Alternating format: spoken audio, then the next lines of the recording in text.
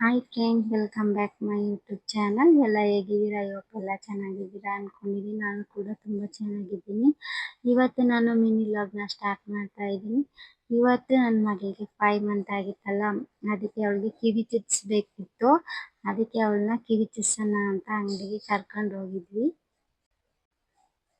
ನಾನು ಅವಳಿಗೆ 2 ಮಂತ್ ಹಿಂದೆನೆ ಅವಳಿಗೆ ಓಲೆನ ತಗೊಂಡಿದ್ದೆ. ಅಂತಂದ್ರೆ ಅಕ್ಷಯ ತೃತೀಯ ದಿನನೇ ಅವಳಿಗೆ ಓಲೆನ ನಮ್ಮ ಹಸ್ಬೆಂಡ್ ನಾನಿಬ್ರು ಪರ್ಚೇಸ್ ಮಾಡಿದ್ವಿ. ಅಂದ್ರೆ ನಾನು ಇದುವರೆಗೂ ಕೂಡ ಯಾವ ದಿನಾನು ಫಸ್ಟೇ ಅಕ್ಷಯ ತೃತೀಯ ದಿನ ಒಂದಿನನು ಗೋಲ್ಡ್ ತಗೊಂಡಿರ್ಲಿಲ್ಲ.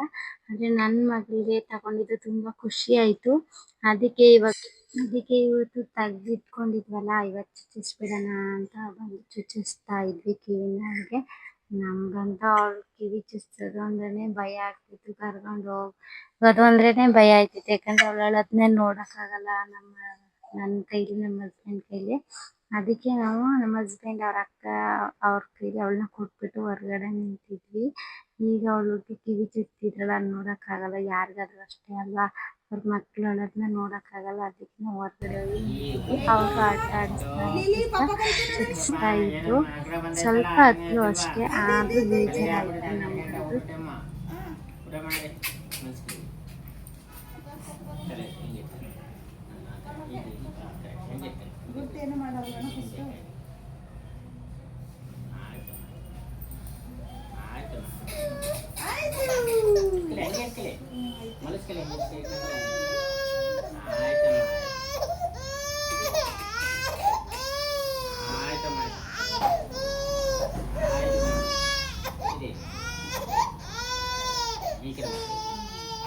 ಅಷ್ಟೇ ಅಷ್ಟೇ.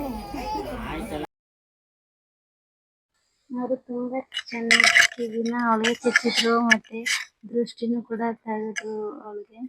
ಇವಾಗ ಫೈನಲಿ ಅಳೋದನ್ನ ಸ್ವಲ್ಪ ಕಮ್ಮಿ ಮಾಡಿದ್ಲು. ಹಂಗೆ ಅವಳಿಗೆ ಕಾಲ್ ಮುರಿನೂ ಕೂಡ ತಗೋಬೇಕಿತ್ತು. ಅದಕ್ಕೆ ಹೋಗಿ ಇವತ್ತು ಕಾಲ್ ಮುರಿನೂ ಕೂಡ ತಗೊಂಡಿದ್ವಿ.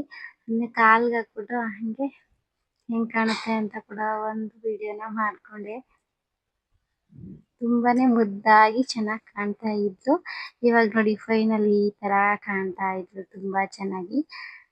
ಇವತ್ತಿನ ವ್ಲಾಗ್ ಇಷ್ಟೇ ಫ್ರೆಂಡ್ಸ್. ಪ್ಲೀಸ್ ನನ್ನ ಚಾನಲ್ ಸಬ್ಸ್ಕ್ರೈಬ್ ಮಾಡಿ. ಈ ವಿಡಿಯೋ ನಿಮ್ಗೆ ಇಷ್ಟ ಆಗಿದೆ ಅಂತ ಅನ್ಕೋತೀನಿ.